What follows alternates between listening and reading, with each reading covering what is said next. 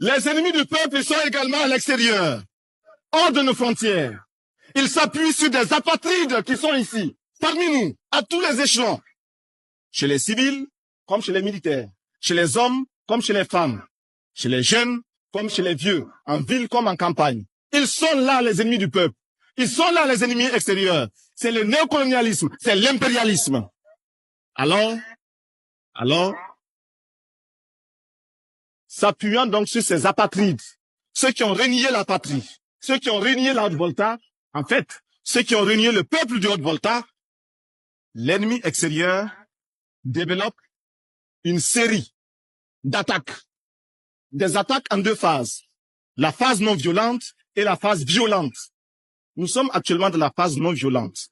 Et l'ennemi extérieur, c'est-à-dire l'impérialisme, c'est-à-dire le néocolonialisme, tente de semer le doute dans les esprits, tente de semer la confusion au sein du peuple voltaïque. Si donc, à travers leurs journaux, leurs radios, leurs télévisions, ils font croire que la Haute-Volta est à feu et à sang. Or, vous êtes là, peuple de Haute-Volta, debout. Et votre présence démontre que l'impérialisme a tort et que ces mensonges ne passeront pas.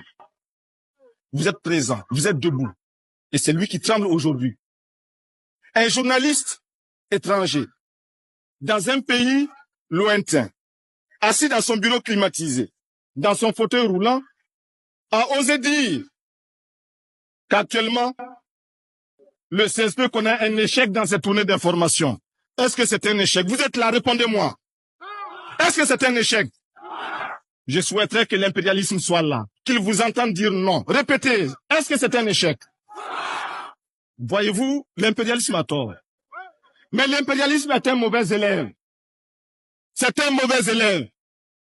Quand il est battu, quand il est renvoyé de la classe, il revient encore. C'est un mauvais élève. Il n'a jamais appris la leçon de son échec. Il n'a jamais tiré la leçon de son échec.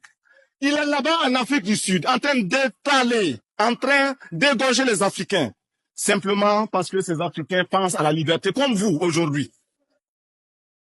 L'impérialisme, il est là-bas, en train d'écraser les peuples arabes. C'est le sionisme.